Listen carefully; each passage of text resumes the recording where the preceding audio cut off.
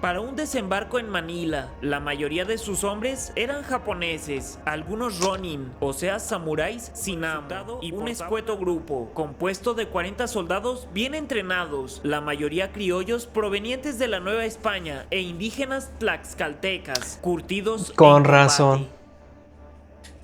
Hola, ¿qué tal? ¿Cómo están? Bienvenidos a mi canal. El día de hoy les traigo un video de Main Watchers cuando indígenas mexicanos combatieron contra samuráis, que es una recomendación que me hizo Joaquín Arce. La verdad yo no había escuchado hablar nada sobre indígenas combatiendo contra samuráis, pero vi algo en uno de los videos que él mismo me recomendó, que ya reaccioné de hecho, fue el de Gracias a Tlaxcala, México existe, creo. Así que si no lo han visto pueden pasar a verlos ahí. Tengo algunas otras reacciones que les podrán interesar. Main Watchers nos van a decir por qué indígenas mexicanos lucharon contra samuráis japoneses. Nunca en la vida me lo imaginé, pero bueno, pues vamos a conocer un poquito de esta historia. Comenzamos. El siglo de las innovaciones, también conocido como el siglo de los grandes descubrimientos, es la época que abarca desde 1401 a 1500 y fue marcado por el fin de la Edad Media, la caída de Constantinopla y lo más trascendental, el encuentro entre dos mundos.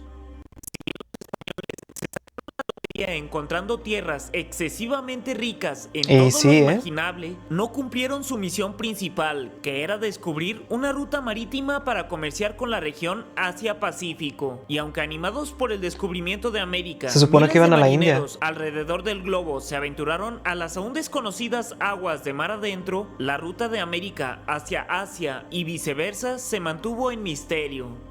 En 1519 se descubrió el archipiélago filipino y la ruta exacta para llegar desde América, de la mano del Gran Magallanes. Filipinas fue entonces incluida en el territorio concerniente a la Nueva España.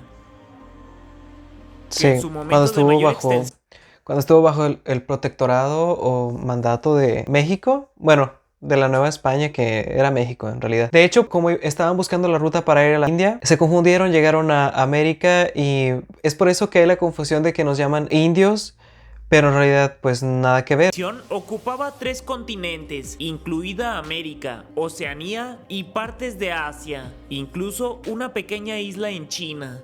El tornaviaje, o viaje de regreso de Filipinas a México, fue descubierto más de 40 años después de la expedición de Magallanes, con lo que se pudo establecer oficialmente la ruta del Galeón de Manila, que conectaba la capital filipina con el puerto de Acapulco, y de ahí las mercancías podían partir a Europa.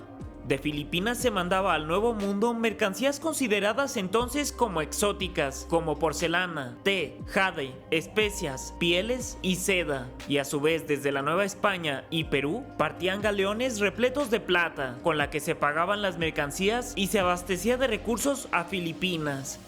Con el tiempo la ruta se hizo exageradamente exitosa, llegando incluso mercaderes oficiales de China y Japón a Filipinas para que sus mercancías fueran enviadas en el galeón, con lo que el flujo de dinero en la zona se hizo muy elevado.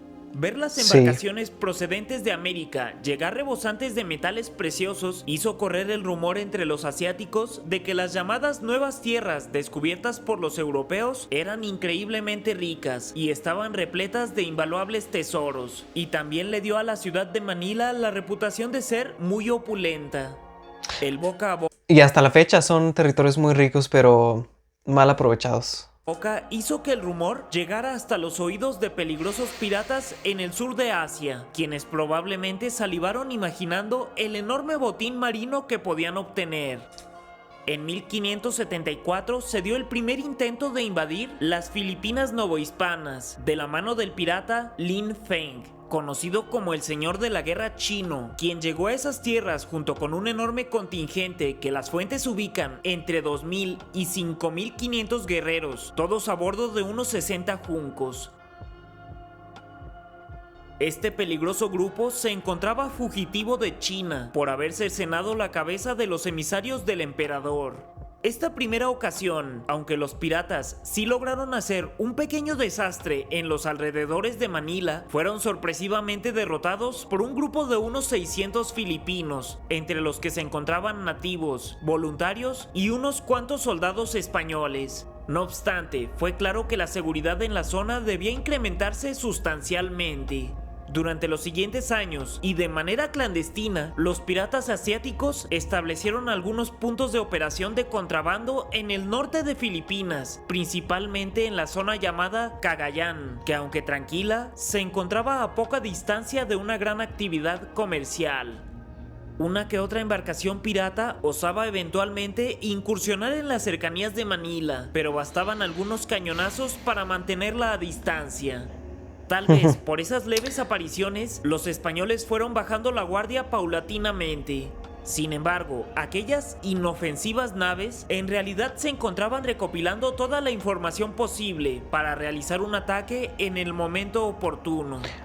En 1582, otro pirata llamado Tai Fusa se encontraba preparándose junto con 18 buques chinos conocidos como champanes para un desembarco en Manila. La mayoría de sus hombres eran japoneses, algunos ronin, o sea samuráis sin amo, y portaban armaduras que habían conseguido de los portugueses. Incluso varios ya contaban con avanzadas armas de fuego, además de sus tradicionales katanas.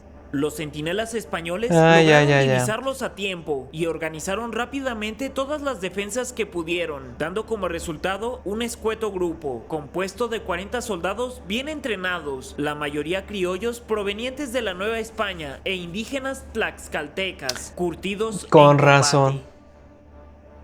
Apoyados por 7 barcos y otros 20 marineros. Con razón, ahora tiene sentido, porque con razón pelearon contra samuráis. No tenía entendido por qué podían ellos enfrentarse con samuráis, pero bueno, ya, todo tiene sentido aquí.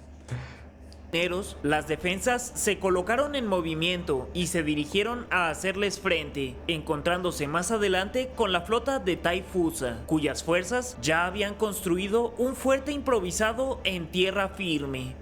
A pesar de que los piratas contaban con aproximadamente 1000 hombres, el poder de los cañones españoles resultó ser mucho mayor e indiscutiblemente dominaron la batalla a distancia, provocando que el grupo de Tai Fusa tuviera que dispersarse, perdiendo muchas de sus mejores posiciones y colocándose claramente en una desventaja estratégica.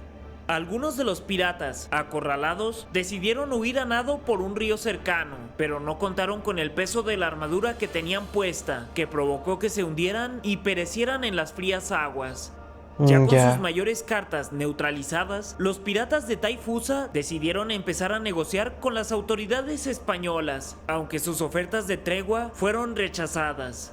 Tai Fusa entonces condicionó su salida de Filipinas si se le daba una indemnización, tanto por los daños ocasionados a su fuerte como por el dinero que dejarían de recibir en caso de ya no hurtar las ciudades filipinas. Siendo una petición absurda, los españoles se volvieron a negar, por lo que Tai Fusa decidió pasar a la ofensiva. Sus hombres se abalanzaron sobre un improvisado fuerte español cercano, que estaba rodeado de picas, las cuales intentaron arrancar del suelo. Afortunadamente, los españoles habían untado momentos antes todas las picas con grasa animal para que fueran difíciles de tomar, y aprovecharon la distracción para iniciar una batalla cuerpo a cuerpo. Los piratas, aunque con buenas armaduras, eran lentos para mover. Como el palo encebado, que hay algunos lugares en los que se enceba un palo y les ponen, creo que, pues sí, de eso, cebo, ¿no?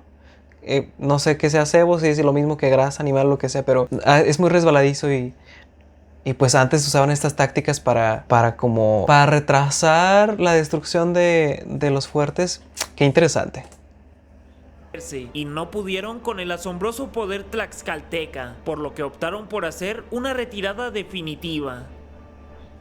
Desde entonces, la piratería japonesa se vio drásticamente reducida, y en 1590, Japón y Filipinas entablaron relaciones pacíficas, aunque eventualmente el emperador de Japón le solicitó a Filipinas convertirse en suzeranía, o sea, en un estado tributario, cosa que fue contundentemente rechazada. En 1633, Japón se sumió en un profundo aislamiento del mundo, recordado como Sakoku, y más nunca volvería a tener relaciones con las Filipinas españolas. ¿Qué piensas al respecto? ¿Conocías esta historia? Wow, de hecho, o sea, es un poco confuso porque se refiere a los españoles como, pues se refiere al ejército que estaba en Filipinas como español, pero pues en realidad eran tlaxcaltecas y españoles y filipinos mezclados, me imagino. Los que pelearon ahí o los que también como que negociaron eran tlaxcaltecas y españoles.